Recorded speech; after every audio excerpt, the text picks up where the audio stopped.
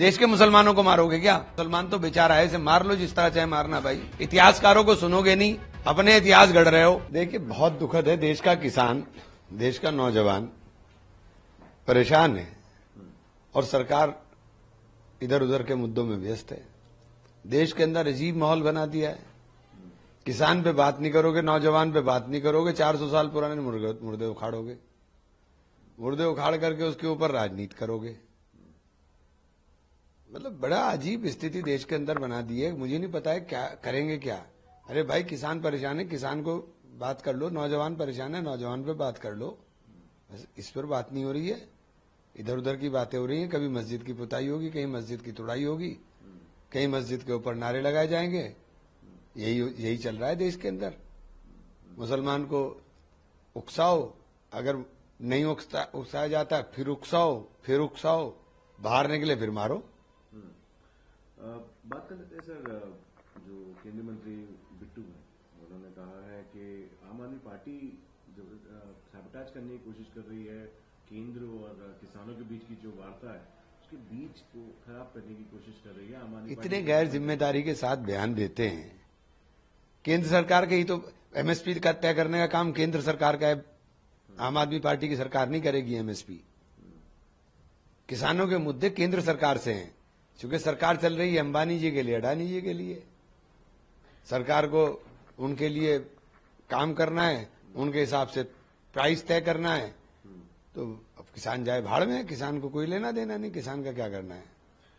बात कर लेते हैं संगीत सोहम की। छोड़िए आप किसी के कैसे ऐसे लोगों के बारे में बात करें जिनके जो कोई समझ में आने वाली बात। उनका जो बयान था, उन्होंने कहा है कि हम कोर्ट पे नहीं निर्भर करेंगे, हम। छोड़िए ऐसे लोगों को। देखिए ऐसे लोग जो हैं जो कोर्ट को नहीं मान रहे, तो देश के अंदर इनके खिलाफ एक्शन क्यों नहीं होता?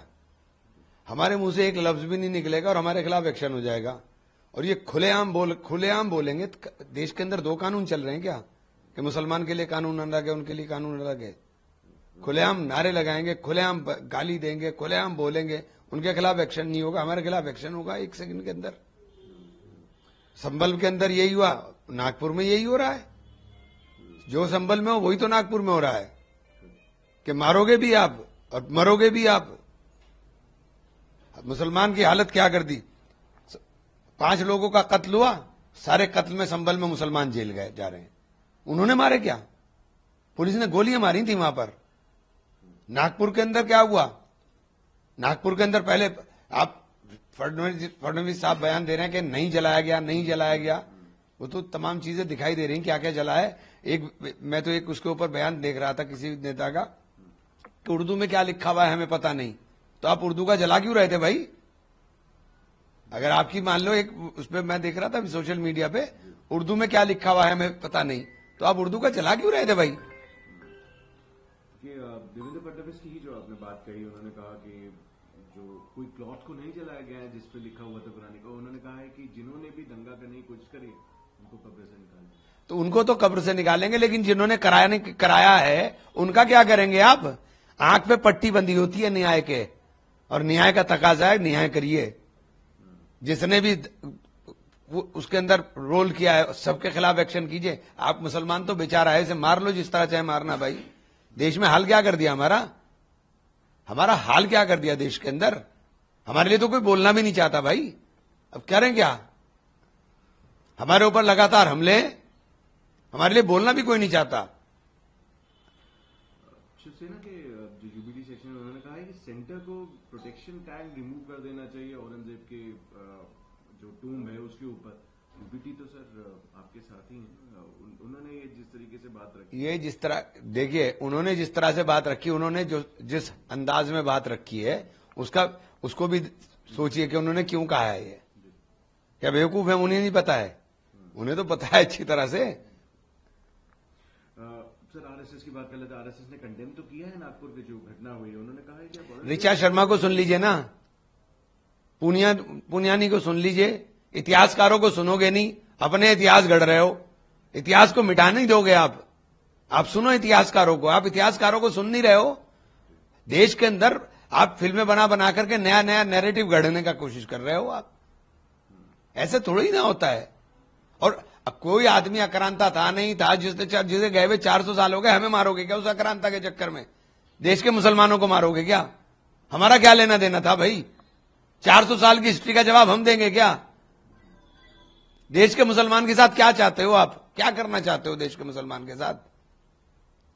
मुसलमान को आप टारगेट कर करके नफरत की बुनियाद पे पूरे देश में अपनी सत्ता हासिल करना, बस आपका मकसद इतना सा है कि इसके अलावा कुछ भी नहीं है।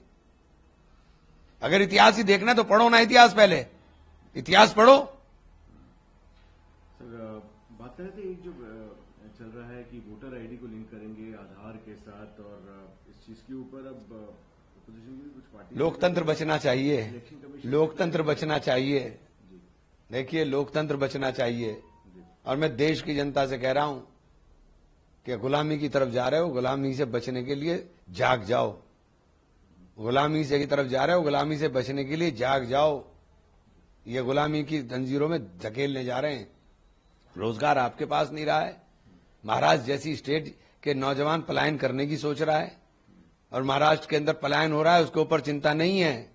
महाराष्ट्र के अंदर चिंता है तो 400 साल पुराने गड़े मुर्दों की चिंता है। महाराष्ट्र में चिंता किसान की नहीं है कि किसान बदहाल हो गया, बर्बाद हो रहा है। अरे सरकार बना ली फडणवीस साहब, अब तो 5 साल सरकार चलानी है। सरकार बना ली है, सरकार चलाओ। और सरकार नारों से, खोखली बातों से नहीं चलती है। सरकार आपके इरादों से चलती है। आपके इरादे इतने कमजोर होंगे, इतने कमजोर इरादे का मुख्यमंत्री होंगे, आपके नजर में इतना फर्क होगा, बहुत दुखद है। आखिरी प्रश्न पे आते हैं। जिस तरीके से ईडी क्वेश्चन कर रही है लालू यादव के परिवार को, तेजस्वी यादव ने कहा है कि इस पे हमें फर्क नहीं पड़ता, मगर आज ईडी का तो काम ही है। ईडी को तोता बना लिया। ईडी और सीबीआई तोता है केंद्र सरकार के, चाहे जिसके पीछे लगा दो, हमारे पीछे भी लगा देंगे, किसी के पीछे लगा दो। ईडी और सीबीआई तो तोता बन गए केंद्र सरकार के। वीके न्यूज, राष्ट्र के नाम।